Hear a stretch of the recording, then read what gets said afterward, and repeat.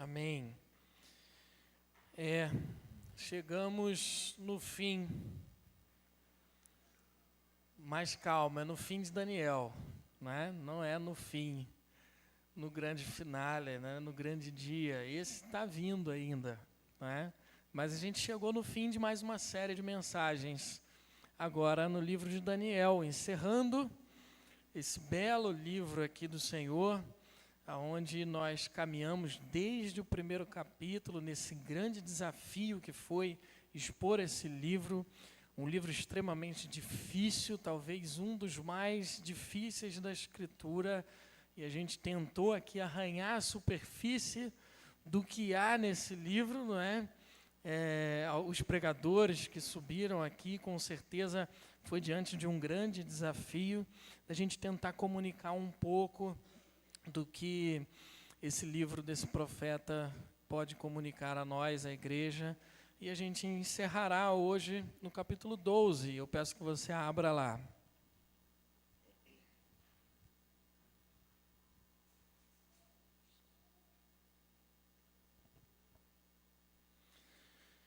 E a gente caminhou no último sermão, né, no último domingo, até o capítulo 12, no verso 4. Apesar disso, a gente vai ler esses versos primeiros do capítulo 12 também, apesar da gente não fixar neles, né, a gente vai principalmente pensar mais ali para depois, né, desses 4 primeiros versos, o verso 5 e em diante, mas a gente vai ler aqui, já que esse capítulo aqui é o menor, né, pequenininho. A gente viu grandes textos aqui, principalmente no último sermão, onde pegou o capítulo 10, capítulo 11 e o início do 12, apesar de a gente não ter lido o 11 completo, né, mas o 12 aqui é miudinho. Então a gente vai ler todo esse capítulo a fim de pensar aqui nessa noite sobre perseverança. Aí esse texto já falava, eu já pensava nele, olhando para a perseverança, e calhou de cair no final de semana, onde a gente estava celebrando, né, o Encontro da Fé Reformada, né, e tem um dos pilares aí da Reforma Protestante como a perseverança dos santos, né. Então a gente vai tentar abordar um pouco dessa perseverança dos santos, com base nesse texto aqui, fechando, dando encerramento aqui no livro do profeta Daniel e nessa série de mensagens, amando a Deus no mundo, né, com coragem. E eu vou ler o texto, peço que você me acompanhe, todo o capítulo 12 de Daniel. E diz assim a palavra do Senhor: Nesse tempo se levantará Miguel, o grande príncipe, o defensor dos filhos do povo de Deus, e haverá tempo de angústia, como nunca houve, desde que existem nações até aquele tempo. Mas naquele tempo o povo de Deus será salvo, todo aquele que for achado inscrito no livro. Muitos dos que dormem do pó da terra ressuscitarão, uns para a vida eterna, outros para a vergonha e horror eterno. Os que forem sábios resplandecerão como o fulgor do firmamento, e os que conduzirem muitos à justiça brilharão como as estrelas sempre e eternamente. Quanto a você, Daniel, encerre as palavras e cele o livro até o tempo do fim. Muitos correrão de um lado para o outro e o saber se multiplicará. Então eu, Daniel, olhei e eis que outros 2 estavam em pé às margens do rio, um de cada lado. Um deles perguntou ao homem vestido de linho que estava sobre as águas do rio: Quando se cumprirão estas maravilhas? Então ouviu o homem vestido de linho que estava sobre as águas do rio. E ele levantou a mão direita e a esquerda ao céu e jurou por aquele que vive eternamente, dizendo: Passarão um tempo, tempos e metade de um tempo. E quando tiverem acabado de destruir o poder do povo santo, estas coisas todas se cumprirão. Eu ouvi, mas não entendi. Então perguntei: Meu senhor, qual será o fim destas coisas? Ele respondeu: Siga o seu caminho, Daniel, porque estas palavras estão encerradas e seladas até o tempo do fim. Muitos serão purificados, limpos e provados, mas os ímpios continuarão na sua impiedade. e nenhum deles entenderá, mas os sábios entenderão. Depois do tempo em que o sacrifício diário for tirado e a abominação desoladora for estabelecida, haverá ainda 1290 dias. Bem-aventurado o que espera e chega até 1335 dias. Quanto a você, siga o seu caminho até o fim. Você descansará e ao fim dos dias se levantará para receber a sua herança. Amém. Até aqui a palavra do Senhor. Certa feita, no Monte das Oliveiras, Jesus ele ensinou a seus discípulos algumas coisas, o que é chamado lá, pelo capítulo 24 de Mateus, do sermão profético de Jesus. A gente leu aqui, ao longo de algumas liturgias, de alguns sermões, não é? Esse ensinamento de Jesus no Monte das Oliveiras, anunciando tempos difíceis, anunciando o fim. Ele fala ali nesse sermão profético sobre coisas ruins que virão no futuro, né? Coisas que, quando acontecer, fujam para os montes e tudo mais, né? Eu acho que o pessoal aqui, como a gente ia falar sobre o tempo do fim, foram se escondendo, né, pelos cantos, alguma coisa, né? O meio ficou um pouco vazio aqui, o pessoal foi para os cantinhos, né, atrás da pilastra ali. Mas Jesus ele começa a anunciar lá nesse sermão profético, em Mateus capítulo 24, principalmente, sobre esses tempos difíceis. Tempos do fim, tempos que o amor esfriará, que vai ter perseguição, a grande desolação. Então o caldo vai engrossar ali. E dentro desses ensinamentos de Jesus sobre esse fim que está chegando, e depois vai chegar o Filho do Homem, a gente viu aqui algumas coisas relacionadas ao Filho do Homem, a visão lá de Daniel no capítulo 7, principalmente, anunciando ali a vinda do Filho do Homem, o seu estabelecimento do reino na terra, o poder, a glória, a majestade, o domínio sobre todas as coisas. E a gente vê que ali, nesse meio desses ensinamentos do sermão profético de Jesus, ele conta algumas parábolas para falar sobre o reino e sobre a importância de vigiar, a importância da vigilância, da perseverança da sua igreja, do seu povo, em todo esse período que virá de muita perseguição, de muita dor, de muita angústia, porque no final todas as coisas já estão determinadas também, e a vitória também em Cristo Jesus. E uma dessas parábolas, ele fala das 10 viúvas, né? Eu acho que você conhece muito bem essa parábola. 5 viúvas, né, que são prudentes ali, né, que são aquelas mais atentas, e 5 que não são. E a gente vai ver que elas saem, as 10, ao encontro do noivo. E aí, o que acontece? 5 levam óleo para aquela lamparina, né? 5 não. E aí, dentro disso, as 10, elas caem no sono pela demora, né, do seu noivo. As 10 dormem. Tem gente que olha para essa parábola e acha que só 5 dormem, 5 não, das noivas, né? Mas todas elas dormem quando o noivo demora. Só que aí tem um anúncio de que o noivo está chegando. E aí elas acordam. E aí quando elas acordam e elas vão se encontrar com o noivo, o que acontece? 5 delas estão sem óleo para a lamparina. A diferença delas é essa. E 5 estão com óleo. E aí as que estão sem óleo ali pedem para as que estão com óleo, me dá um pouquinho aí. Só que as outras falam, se a gente der, vai acabar para a gente, né? E a gente vai todo mundo ficar sem. Aí vocês vão ter que ir lá na cidade comprar.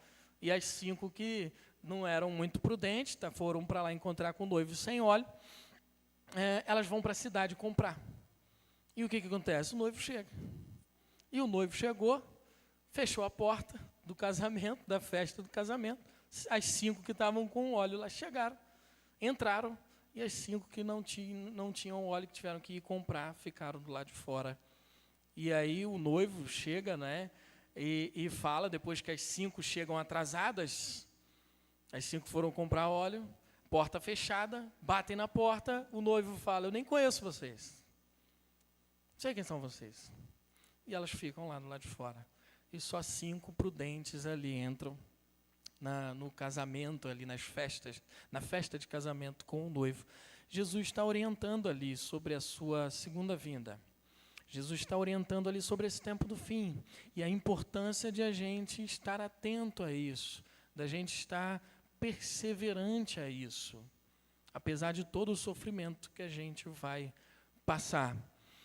E olhando para esse texto aqui, a gente vai pensar em Daniel como que fecha esse capítulo 12 aqui, falando sobre esse tempo do fim, aonde Daniel deve perseverar até o final. Esse é o ponto aqui. E a gente fazendo uma recapitulação aqui de Daniel, a gente vai perceber, né, que Daniel ele sai jovem da Babilônia com seus amigos, exilados, né, de Israel pela Babilônia, né, que entra lá, domina Jerusalém, sitia toda a cidade, destrói toda a cidade, leva alguns cativos jovens que tinham um potencial para servir na Babilônia. E aí Daniel e seus amigos são 4 desses, né, somando os 3 lá. A gente viu toda a peregrinação ou a caminhada deles lá na Babilônia ao longo desse livro, como que foi difícil para esses 4 servos do Senhor, Daniel e seus 3 amigos, perseverar diante de uma cultura completamente contrária à palavra de Deus, ao reino dos céus. E isso é muito destacado em todo o livro de Daniel. Eles enfrentaram o próprio rei diante de possíveis idolatrias. Eles não se contaminaram, quando tiveram a oportunidade de comer daqueles finos alimentos, iguarias e vinhos do próprio rei. Eles negaram isso com aquela dieta, né, de chuchu, batata e água, que o pessoal não costuma gostar muito, mas eles abriram mão, fizeram essa dieta para não se contaminar, porque transgrediam a lei do Senhor. Eles não se prostraram diante de estátua do rei, foram para a fornalha, eles não deixaram de orar. Daniel foi lá para a cova dos leões. Então a gente vai ver que eles foram extremamente oprimidos ali em diversos momentos, e isso se deu em anos e anos, né? A gente não vai fazer a cronologia aqui, mas foram muitos anos que se passaram. Daniel termina lá mais um pouquinho já idoso, né? Mas eles sofreram demais ali, perseveraram em todo esse tempo em fidelidade a Deus. Isso é o ponto aqui de toda essa série de sermão que a gente viu fechando hoje. Eles amaram a Deus dentro de um império completamente contrário a Deus, que era a Babilônia, principalmente na maior parte ali da caminhada e da perseverança deles ali. E a gente viu nessa segunda parte aqui de Daniel algumas visões, né, mais complexas ali e tal. Essa é a última que a gente começou a ver lá no sermão anterior, no capítulo 10, que fecha a 4ª visão, né, apocalíptica ali de Daniel, aonde a gente viu lá no capítulo 10 que ele começa, com aquele personagem vestido de linho e tudo mais, e encerra aqui de volta com esse personagem, que muitos vão olhar como Gabriel, outros vão dizer que é Jesus, mas a gente preferiu se ater um pouco mais no que o texto mostra somente, definindo como um ser celestial, muito provavelmente um anjo ali do Senhor, que aparece aqui no final. E a gente viu que dentro dessa visão, dessa grande última visão de Daniel, a gente percebeu batalhas, guerra espiritual, lá no capítulo 10, que a gente vê que o anjo ele iria a entregar uma mensagem ali a Daniel, mas ele foi impedido pelo príncipe da Pérsia, que são demônios ali que governavam aquele império. Então a gente percebe que o anjo ele mostra para Daniel, ele revela para Daniel, ele abre as cortinas para Daniel de algo que está acontecendo nos bastidores, no ambiente espiritual. E depois ele começa a revelar a Daniel coisas que iriam acontecer ali, no cenário visível mesmo, guerra entre Reino do Sul, Reino do Norte, um ambiente caótico. Aí chega lá né, em Antíoco Epifânio novamente, o quarto, aonde agora já aponta no final do capítulo 11 para, de fato, o anticristo, ele como um tipo de anticristo, que iria instituir ali no povo de Deus a perseguição, a abominável desolação, não é, com o impedimento do povo de Deus de oferecer sacrifícios, por exemplo, ao Senhor no templo, já que ele erege um altar para Zeus no lugar do templo, onde era designado para o sacrifício ao Senhor do povo de Deus, né? Então a gente vê que ele estabelece essa grande desolação, ou abominável desolação, Antíoco Epifânio, mas isso aponta aqui no final que a gente vê, principalmente, né, nesse início do capítulo 12, para o anticristo, para aquele último tempo de uma profunda perseguição e angústia que nunca houve antes. E essa que Jesus anuncia no capítulo 24 de Mateus, no seu sermão profético, né? E a gente percebe aqui nesse texto em específico, que a gente leu principalmente, que essa passagem final ela vai girar em torno de duas perguntas, né, que a gente percebeu aqui. Encerra ali, começa no verso 5, Daniel falando de novo da visão, né, do homem vestido de linho, que ele está em cima das águas, né, do rio, e de fato, se a gente olhar lá para o início, quando ele olha, né, ele levanta os olhos, então a gente percebe que era o lugar onde esse homem vestido de linho, esse ser celestial vestido de linho, estava sobre as águas, só que agora ele identifica 2 anjos com ele também. Ou seja, 3 seres celestiais ali. E um desse anjo que faz a pergunta para o homem vestido de linho. Eu digo homem porque o texto aqui fala homem, mas é um ser celestial, né? Então a primeira pergunta é de um anjo para esse ser celestial. E depois Daniel não entende, aí ele faz a segunda pergunta. Então essa passagem vai girar em torno dessas 2 perguntas. A primeira pergunta, não é, do anjo a esse ser celestial, quando cumprirão estas maravilhas? Que maravilhas são essas? Porque a gente entende maravilha como uma coisa, né, maravilha, maravilhosa, uma coisa muito boa, né, uma coisa belíssima. Mas o que é maravilha aqui nesse texto? A palavra hebraica vai dar um entendimento não só dessa, não essa ideia que a gente tem, né, traduzida na palavra maravilha, mas tudo aquilo que foi revelado. O que foi revelado? Problema, né? Tribulação, tempo de angústia, o negócio vai engrossar. Os 3, 4 primeiros versos ali, principalmente desse capítulo 12. O negócio vai ficar ruim, vai piorar, vai vir tempo tão ruim que nunca aconteceu antes, mas vai ter um tempo que vai ter ressurreição, uns para a vida, outros para horror eterno. Então, toda essa visão está englobada aqui nessas maravilhas que o anjo pergunta aqui. Quando vai acontecer essas coisas aí? Esse negócio complicado aí que foi revelado a Daniel. E aí o anjo, o ser celestial ali vestido de linho, ele vai responder ali alguns tempos, né? Tempo, aí na tradução da ARA já vai colocar ali 2 tempos, aqui na NAA está tempos, no plural, que muitos vão olhar de fato para 2, né? O primeiro sendo 1 tempo, o segundo sendo 2 e o último meio, né? Então dá 3 tempos e meio aí, que muitos vão olhar para anos. Então 3 anos e meio, né? E aí depois Daniel, sem entender essa cena que ele está olhando ali, viu um anjo perguntar para o outro quando é que vai acontecer isso e tal, ali em cima do rio, né? Um negócio meio estranho, e ele não entende, ele faz outra pergunta a esse ser vestido de linho, né? E ele vai falar assim: meu Senhor, né? Que ele vai dizer, eu ouvi, mas não entendi. Então eu perguntei, meu Senhor, qual será o fim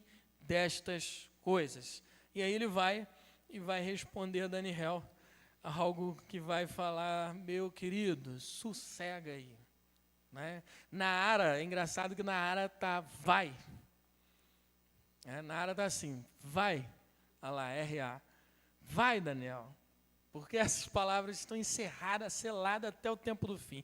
É como se o anjo estivesse dizendo a Daniel, olha, Daniel, acabou, ó, a revelação aqui está completa agora para você, não tem mais nada para te revelar aqui, então você pega, levanta e segue rota, segue o seu caminho. E ele vai dizer mais à frente, no verso 13, de novo, quanto a você, siga o seu caminho até o fim. E a gente vai ver que, de fato, o ser celestial, ele vai revelar aqui algumas coisas nessas duas perguntas aqui. Ele vai responder tanto o anjo primeiro, como a gente viu a questão dos tempos, quanto a Daniel depois. Ele vai falar algumas coisas. E a maioria das pessoas já adoram, esses negócios dessas linguagens apocalípticas de tempo, meio tempo, meu irmão? 2 tempos e tudo mais. 1.290 dias, 1.335 e tal. Tem gente que fica fazendo contas, e ao longo da história muita gente fez diversas contas aí, mas todas elas vão dar problema se a gente não interpretar isso aqui como literatura apocalíptica. Por isso que o primeiro sermão lá no capítulo 7 de Daniel, quando a gente entra nessa linguagem apocalíptica, nesse gênero apocalíptico, a gente falou sobre a importância de compreender o gênero apocalíptico para entender, para interpretar o gênero apocalíptico da maneira como ele é, para não cair em erros de interpretação. Então, uma das características mais importantes do gênero apocalíptico é essa linguagem simbólica, representando alguma coisa. Então, a gente vai olhar para esses tempos, esses números aqui, principalmente esse primeiro aqui da resposta do ser celestial ao anjo, tempo, 2 tempos e meio tempo, simbolizando ali 3 anos e meio, para a ideia de que é um tempo que não é perfeito. Qual é o tempo perfeito? 7, o número que a gente designa como perfeito ali. A gente viu isso em Daniel. A fornalha que foi aquecida 7 vezes. Então, a gente percebe ali que tem essa ideia na Bíblia de perfeição, o 7. E aqui está falando de metade de 7, 3,5. Então, a gente entende nessa linguagem simbólica que aqui está mostrando, Deus está mostrando ali, que é um tempo que vai ter um limite ali curto, porque não é um tempo perfeito de Deus, completo. Mas é um tempo ali, a ideia é mostrar isso, um tempo curto.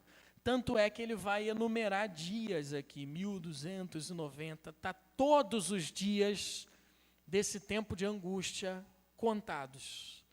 Deus sabe do início, do primeiro dia, até o último dia de grande desolação, de grande tribulação, de sofrimento. Então, o ponto principal aqui desses números é mostrar para o povo, para Daniel, para nós hoje, que esse tempo ele não é longo, ele é curto, contado pelo Senhor, e Deus tem total controle e domínio sobre todo esse tempo de angústia. Mas a gente viu que o ponto mais importante, que é o que a gente vai enfatizar aqui, em 2 momentos, em 2 pontos aqui, é sobre essa resposta, principalmente a Daniel, que ele fala 2 vezes, vai, segue o caminho, segue o seu caminho. Então, parece que o anjo está mostrando para Daniel aqui algo parecido com o que os discípulos receberam de resposta de Jesus, lá em Atos capítulo 1, quando Jesus antes de Jesus ser elevado aos céus, que os discípulos perguntam a Jesus, e aí, quando é que vai restaurar o reino? Quando é que vai estabelecer aqui o reino, o negócio vai acontecer? E Jesus fala, não cabe a vocês saber dia, nem hora, nem nada disso. E Jesus dá a missão. Vocês vão receber poder para proclamar o Evangelho. Então, não interessa quando é que vai acontecer. O que importa é que vocês têm que ir, seguir o caminho, proclamar o Evangelho. Então, parece que aqui encerra dessa maneira com Daniel ali um pouco perturbado ainda com esse negócio de tempo e tudo mais, não entendi, perguntei de novo, e o anjo vai lá e fala, vai, Daniel, vai. Está selado já está fechado isso aqui, agora segue o seu caminho, né? E faz uma promessa lá no final a Daniel. Uma promessa não, uma revelação para ele. No final, você vai levantar e vai receber a sua herança, né? Então Daniel já recebe aqui, inclusive, a mensagem final da sua própria vida. E a gente vai olhar aqui principalmente para esse ponto de perseverar no caminho do Senhor. E a gente olhando, irmãos, para todo o panorama da história de Daniel, desde lá do primeiro capítulo, a gente vai ver, né, que ele teve um caminho muito bem determinado pelo Senhor, e ele perseverou nesse caminho até ali, e perseveraria também à frente, porque já estava revelado que ele ia descansar e depois ia se levantar para receber a herança. A vida inteira de Daniel, revelada nesse livro, a gente percebe aqui a profunda perseverança de Daniel em momentos dificílimos dessa caminhada dele, aonde ele, nos dados momentos aqui onde recebe visões, principalmente, ele se mostrou frágil, diferente daquele Daniel dos 6 primeiros capítulos, né? Onde, lá no capítulo 7, verso 15, diz: eu, Daniel, fiquei alarmado, e as visões que passaram diante dos meus olhos me perturbaram. Verso 28, lá do capítulo 7, quanto a mim, eu, Daniel, os meus pensamentos muito se perturbaram, e o meu rosto se empalideceu. No capítulo 8, quando ele recebe a visão também, verso 27, eu, Daniel, enfraqueci, fiquei doente durante vários dias. Então a gente percebe que Daniel, ele perseverou mesmo em meio a fraquezas, mesmo em meio a momentos de profunda angústia na sua caminhada. E a gente vai perceber, irmãos, que aqui também, assim como a gente leu, né, lá em Mateus capítulo 7, os 2 caminhos, aqui também fica exposto e claríssimo 2 caminhos. Isso é retratado na Bíblia inteira, irmãos. Porque não há neutralidade no mundo. Só existe 2 caminhos, 2 lados. Nessa revelação, isso fica muito claro também, nessa visão de Daniel. Capítulo 12, aqui o verso 2. Uns serão ressuscitados para a vida eterna e outros para o horror eterno. Percebe aqui? 2 finais. Um ressuscitará para a vida eterna e outros para o horror eterno. Não tem meio termo aqui. Não tem mais ou menos aqui. É vida eterna ou sofrimento eterno. Não tem outra coisa, outro caminho. Verso 3 menciona lá, né, os sábios que resplandecerão como fulgor do firmamento. Esses sábios, eles voltam e são mencionados lá no verso 10, sendo comparados com quem? Com os ímpios. São os 2 pontos, os 2 caminhos, né, os 2 grupos de pessoas nas Escrituras, que aqui é mencionado como uns sábios e outros ímpios. E aí, a comparação lá no verso 10, né, vai fazer um paralelo muito interessante. Muitos serão purificados, limpos e provados. E aí, olha o contraste. Mas os ímpios continuarão na sua impiedade. E aí, continua falando dos ímpios. Nenhum deles entenderá. Os ímpios fazem o quê? Continuam na impiedade e não entendem. E aí, fecha falando dos primeiros lá. Né? Quase um paralelo aí legal do pessoal que gosta aí, né? Mas os sábios entenderão.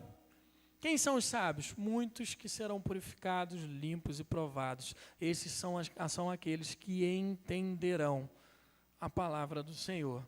Os ímpios são aqueles que continuarão na impiedade, porque nenhum deles entendem. Então você percebe aqui dois caminhos, 2 grupos de pessoas, né? A gente leu Jesus falando: entrem pela porta estreita, porque larga é a porta e espaçoso é o caminho que conduz para a perdição. E são muitos os que querem entrar por ela. Estreita é a porta e apertado é o caminho que conduz para a vida. E são poucos os que o encontram. Mais à frente, lá do texto de Mateus 7, a gente vai ver Jesus fazendo comparação do homem prudente e do imprudente também. Semelhante a parábola das 10 noivas ou virgens ali, né? Eu errei o nome, eu falei viúva, né? Me perdoe aí a gafe. Os muitos nomes me fazem delirar. Mas a gente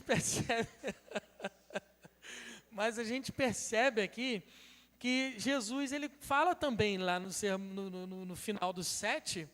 Primeiro fala das duas portas, dois caminhos, dois finais, duas chegadas, e do homem prudente e o homem imprudente. O que edifica sua casa sobre a rocha e o que edifica sua casa sobre areia.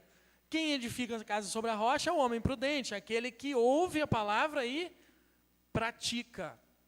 E o imprudente, que edifica sua casa sobre a areia, é aquele que ouve a palavra e não pratica. Os dois ouvem a palavra, tanto o prudente quanto o imprudente. Qual a diferença, então? Praticar a palavra. É aquele que vive a palavra, aquele que persevera na palavra. E fica claro aqui para a gente que essa perseverança, irmãos, na palavra, praticando o ensino do Senhor, não é a mesma coisa que a gente ficar deitado em berço esplêndido. Não é a mesma coisa que a gente ficar aguardando o nosso Senhor sentado lá no sofá. Né? Tomara que venha logo, né? Esperando ali, né? Fazendo nada da vida. Com matinho na boca, né? Mastigando ali. Tranquilão na rede. Não é isso. Não é isso perseverar no Senhor. A gente vai ver lá em Apocalipse, capítulo 14, quando tem a visão ali de algum fechamento ou da queda da Babilônia, da grande Babilônia, lá no verso 12, a gente vê sobre a perseverança dos santos. O que fala lá? O que é perseverar?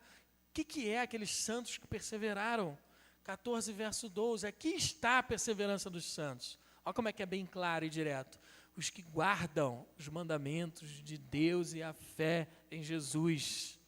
Existe um caminho que foi muito bem revelado por Deus aqui em Daniel. Fazer a vontade do Pai, que é amar a Deus. Isso é fazer a vontade de Deus. Ninguém ama a Deus sem fazer a vontade de Deus, sem viver em fidelidade a Ele. Por isso que o tema dessa série de mensagens é amar a Deus no mundo, na grande Babilônia que a gente vive e que anuncia aqui no capítulo 14 a sua queda, ela vai cair. E a gente deve viver aqui cumprindo os mandamentos do Senhor e fazer a vontade dEle. Mesmo nesse ambiente caótico, muitas vezes vai nos levar à dor, à perseguição, vai causar desconforto, por isso que não é ficar deitado em berço esplêndido, não é ficar numa rede com matinho na boca, mas vai causar desconforto, porque vai tirar a gente da zona de conforto que esse mundo às vezes tenta criar em nós como a melhor coisa. Então Daniel está recebendo aqui do anjo, olha, fechou a revelação para você, Daniel.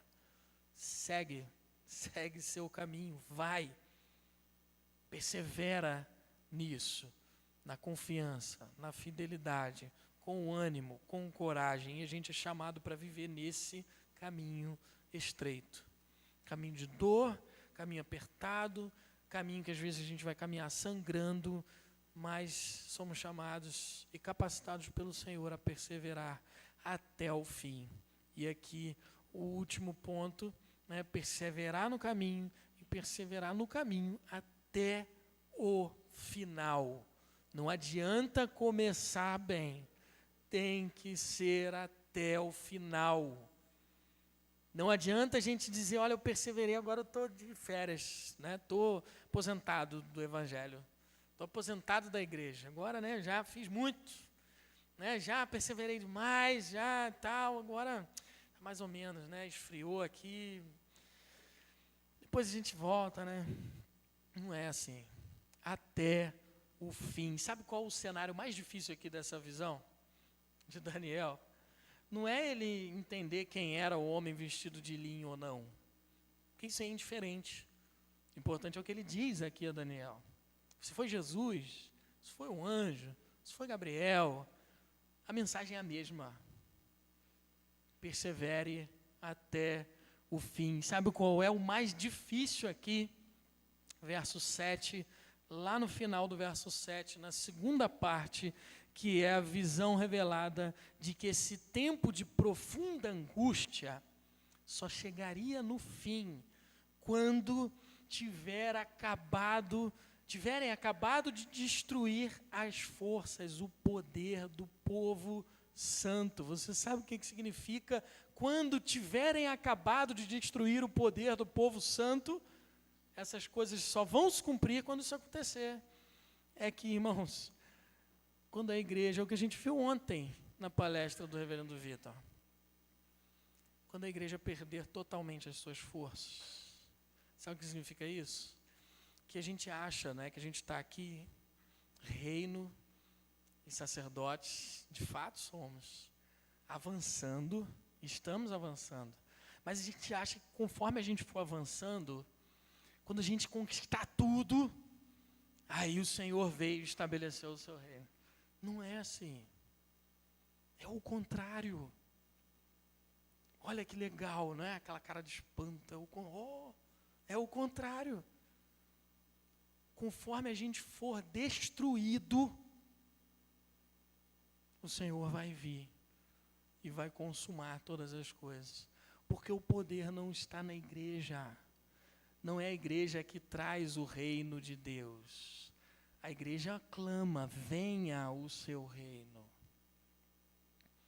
Sabe quando vai vir o reino? Quando a igreja passar por toda aquela tribulação, for oprimida, for quase destruída completamente, tiver sem forças mais nenhuma nessa terra, e o reverendo Vitor até falou sobre isso, quando já a igreja estiver vazia, tiver mais ninguém querendo ouvir o evangelho, o mundo quase todo já não quer mais saber desse negócio, isso não existe, isso é mito. Esse livro aí, homens que escreveram, quando quase todo mundo disser isso, a igreja já tiver pouquíssimos mesmo, aí o Senhor vem e mostra quem é o poderoso e traz o seu reino, consumando completamente, o estabelecendo nessa terra, naquele grande dia. Isso é doloroso, irmãos. Isso é difícil para a gente entender. Porque o que está sendo falado aqui para Daniel e para nós, é que o sofrimento virá de forma esmagadora para a gente. A igreja perderá a sua força. O povo sofrerá em toda a terra, mas esse sofrimento é por um período de tempo pequeno, dias, 1290, no simbolismo do 1290, não é literal, obviamente, mas está contado pelo Senhor esse pequeno tempo de sofrimento. E esse pequeno tempo de sofrimento e profunda angústia e perda de forças da igreja não se compara ao tempo eterno de sofrimento daqueles que acham que venceram nessa vida, se livrando do sofrimento aqui, nessa vida, vivendo como inimigos do reino. Aqueles que vão ressuscitar, vão ser ressuscitados para o horror eterno. E esse horror eterno não se compara a essa perseguição que a igreja sofre aqui, tão pequena, tão curta. E também não se compara ao tempo daqueles que sofreram, os sábios, esse sofrimento, não é nada comparado com o tempo que eles terão de plena alegria, regozijo no Senhor, porque esse não será um tempo curto. Não será um tempo, 2 tempos e meio tempo. Será 7. O tempo perfeito de Deus. Será o tempo eterno de Deus. Não terá fim. Aqui vai ter fim esse sofrimento. Mas o tempo de alegria com o Senhor, esse não tem fim, irmãos. Isso aqui é fascinante, foge da nossa compreensão. Olha o que é revelado aqui a Daniel. Quanto a você, Daniel, siga esse teu caminho até o fim. Você vai descansar, Daniel. E ao fim dos dias você se levantará para receber a sua herança. O ser celestial mostra para ele aqui que ele vai receber lá a sua herança. Por quê? Porque sabe que ele perseverará até o fim, como ele perseverou até ali. Sabe o que diz lá em Apocalipse, na carta às igrejas, aos Efésios, capítulo 2, verso 7, o Senhor garante aos vencedores, aqueles que perseveraram até o fim, e diz assim: ao vencedor darei o direito de se alimentar da árvore da vida, que se encontra no paraíso de Deus.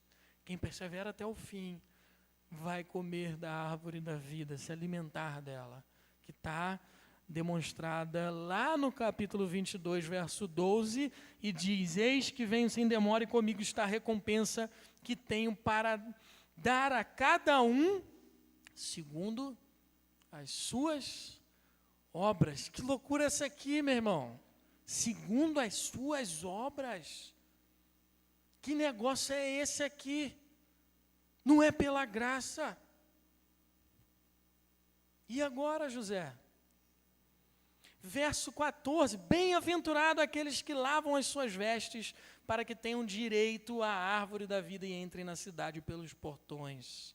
E Jesus vai dizer no sermão profético lá, no capítulo 24 de Mateus, verso 9, vocês serão entregues para serem maltratados e eles o matarão, vocês serão odiados por todas as nações por causa do meu nome. Verso 13, aquele porém que ficar firme até o fim, esse será salvo. Aquele porém que ficar firme até o meio do caminho, não, até o fim. Esse que ficou firme até o fim será salvo. Mas Jesus não diz isso só para aqueles lá da grande tribulação e tudo mais, porque a gente não está lá ainda. Mas ele diz, como a gente viu aqui em Mateus 10, comissionando os seus discípulos: todos odiarão vocês por causa do meu nome, aquele porém que ficar firme até o fim será salvo. Quem será salvo? Aquele que ficar firme até o fim, aquele que perseverar até o fim. Então parece que no fim só vence quem realizou boas obras.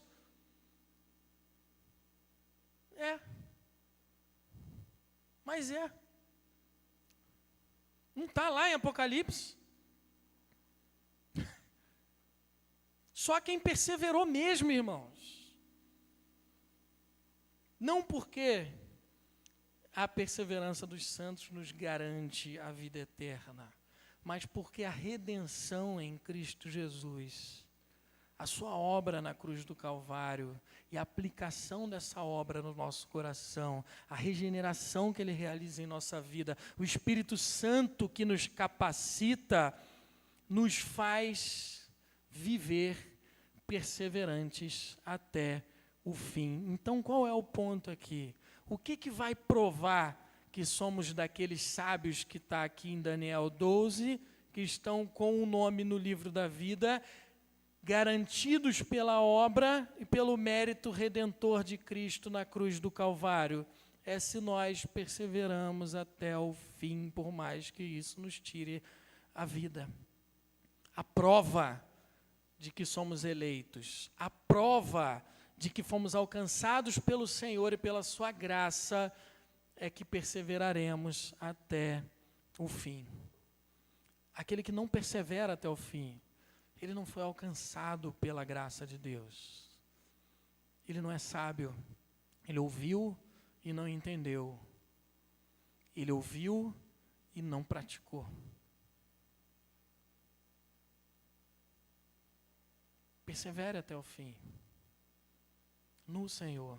E aí a gente pode falar aqui o texto de novo, nesse sermão, 2 Coríntios 4. E cantamos ele aqui, vamos cantar de novo hoje. 7-11. Temos, porém, esse tesouro em vasos de barro para que se veja que a excelência do poder provém de Deus e não de nós. Tesouro é o quê? O Evangelho. Nós temos isso, mas nós somos o vaso de barro. A glória está onde? No vaso de barro? Não, no tesouro. O Evangelho.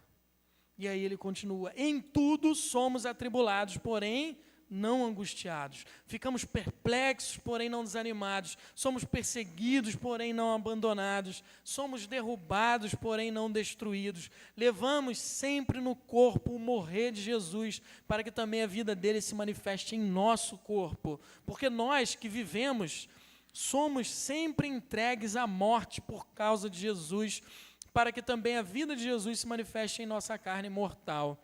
Verso 16 e 17, por isso não desanimamos, pelo contrário, mesmo que o nosso ser exterior se desgaste, o nosso ser interior se renova dia a dia, porque a nossa leve e momentânea tribulação produz para nós o que? Um eterno peso de glória acima de toda a comparação. A tribulação ela é momentânea, mas o peso de glória, a ressurreição para a vida eterna, é eterna mesmo. Quero fechar com algumas aplicações para a gente. Primeiro, um dos desafios hoje de perseverar fiel ao Senhor é perseverar contra a cultura secularizada e mundana que nós vivemos, essa Babilônia cultural. Viver para esse mundo, né, que é o que se fala aí fora, nessa Babilônia cultural, como se não houvesse amanhã. Viver como se não existisse eternidade. Viver para conquistar o que o mundo diz que é conquista. Fama, poder, dinheiro, prazeres, deixando a nossa vida e agenda ser governada por esses interesses. Pelo poder, pela fama, pelo dinheiro, pelos prazeres. Então o desafio é esse nesse mundo. E contra essa cultura babilônica. Outra coisa, nós não estamos aqui vivendo a grande tribulação, irmãos. Não estamos, porque vai ser muito pior do que o que a gente está vendo hoje. Muita gente acha, estou sofrendo. Grande tribulação, nossa, que coisa horrível. Coisa horrível. Leia lá depois, volta e meia de novo, a grande tribulação, em Mateus 24, principalmente. O negócio é caótico, irmãos. Não é isso que a gente está vivendo aqui. Inclusive, no nosso país, a gente está num conforto absurdo. A gente pode até pensar alguns lugares aí fora que são mortos cristãos, porque pregam o Evangelho. Ainda assim não é a grande tribulação. E a gente vive aqui um conforto, talvez, por essa mensagem secularizada, por essa cultura evangélica secularizada, mundana, onde se prega uma mensagem que afaga o ego, uma mensagem de que você vai vencer, uma mensagem de que a vitória é aqui, e você vai ter ela.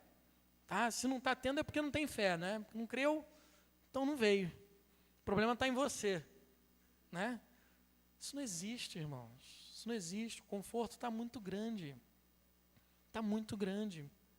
Mas eu creio, irmãos, que apesar de a gente não estar na grande tribulação, a gente pode ser que esteja não muito longe também. Por que isso? Por conta dessa perda de força da igreja que fala aqui, que é quando vai se completar essas coisas. A gente vê uma igreja fraca hoje. Fraca. Uma igreja secularizada, por exemplo. E parece que aqui está acontecendo a mesma coisa que aconteceu na Europa. Berço da Reforma Protestante. Uma cultura completamente secular lá. Você não consegue nem falar de Cristo lá. Vão te zombar para o resto da vida. Parece que aqui está acontecendo isso. A igreja está perdendo a sua força. Parece que nesse cenário a gente está chegando próximo, sim, de uma grande tribulação. Terceiro, quero fazer algumas perguntas. Será que a gente tem, diante disso, perseverado com fidelidade e coragem no caminho? ou somente esperado de maneira passiva? Será que fazemos parte desses poucos fiéis, sábios, que caminham pela porta estreita, ou estamos caminhando junto desse enfraquecimento e esfriamento da igreja? Será que correríamos o risco hoje, isso aqui é muito importante, de permanecer fiel a Deus, mesmo que nos jogassem numa jaula cheia de leões famintos? Se pergunte isso. Você teria coragem de permanecer fiel? De permanecer fiel a Deus se falassem para você, olha, se você não negar agora, eu vou te botar nessa fogueira, você vai queimar. Vivo. Até a morte. Ou com um fuzil na cabeça, como muitos vivem por aí. Será que se colocasse uma arma na nossa cabeça e falasse, olha, negue, se dobre diante de Alá, será que a gente falaria, eu não vou me dobrar? Sabendo que com toda certeza eles vão apertar o gatilho. Não é aquela dúvida, não. Eu acho que não tem dúvida. Ali você vai ser fuzilado. Será que teríamos essa coragem de permanecer fiel? Irmãos, a gente às vezes está cansado de vir para a igreja, cultuar com os irmãos. Às vezes a gente coloca empecilho e adora arrumar uma desculpa para servir na igreja. Às vezes a gente fica enjoado de se uma mensagem demorar um pouco mais, um sermão. Ai, que negócio cansativo, meu Deus. Troço chato. Às vezes a gente fica enjoado de séries de sermões longas, como essa de Daniel. Ah, não aguento mais. Que troço chato esse.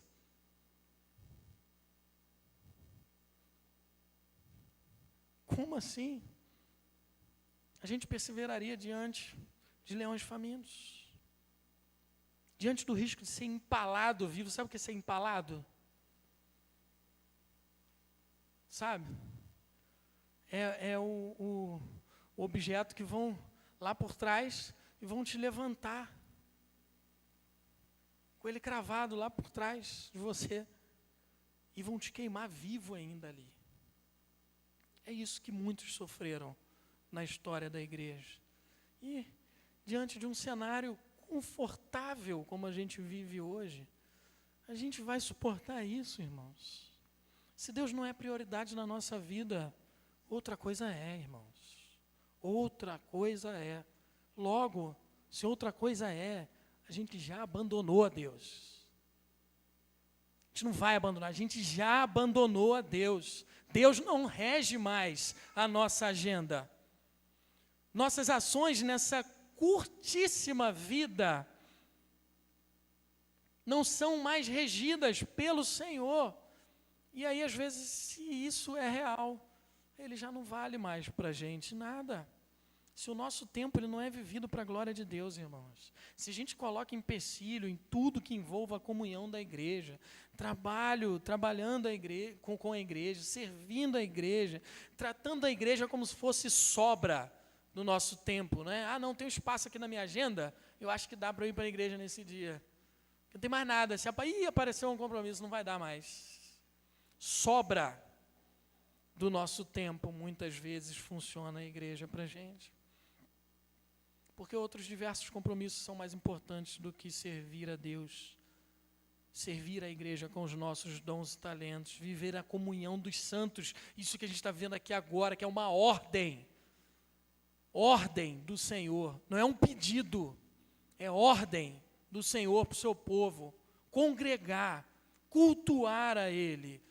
Se a gente não está vivendo isso, pode ser que a gente esteja muito parecido ou igual à igreja de Laodiceia, morno, com Deus a ponto de nos vomitar da sua boca, nem quente e nem frio. Você se alegra nessa reunião aqui dos santos? Você se alegra em vir para cá, estar aqui cultuando o Senhor, se relacionando com Deus e com seus irmãos, obviamente, que é corpo de Cristo? Se não, se a gente não se alegra nisso aqui, irmãos, é rotina na nossa agenda, Pode ser que a gente esteja parecido com a igreja de Sardes. Fama de viva, mas morta. Morta. Só com fama de viva. Queridos, é maravilhoso ter toda essa visão e revelação de Deus em Daniel, como a gente teve em todo esse tempo dessa série, diante dos nossos olhos.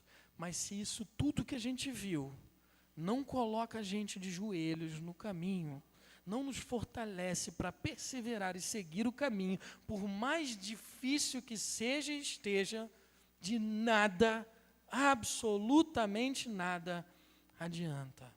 E eu digo isso, irmãos, para cada um de vocês em amor. Em amor. Não para apontar nada, mas para que a gente olhe para o nosso coração, para a nossa vida com Deus, e veja se estamos vivendo de fato uma realidade, um relacionamento real, sincero, perseverando nos caminhos do Senhor. Portanto, por mais que venham todas essas dificuldades, tudo de perseguição que possa se levantar nesse mundo, sangrentas, por mais que tire a nossa vida, que a gente continue caminhando fiéis num mundo caído, somando forças com todos os irmãos espalhados por toda essa terra, porque nós não estamos sozinhos, confiados no Cristo que já venceu e já garantiu que, assim como Daniel, nós que somos filhos de Deus e perseveraremos até o fim, com base na sua força, descansaremos com Ele na nossa morte. E naquele grande dia, levantaremos com Ele em ressurreição para receber a nossa preciosa herança, a vida eterna. Que Deus assim nos abençoe e nos fortaleça como igreja do Senhor.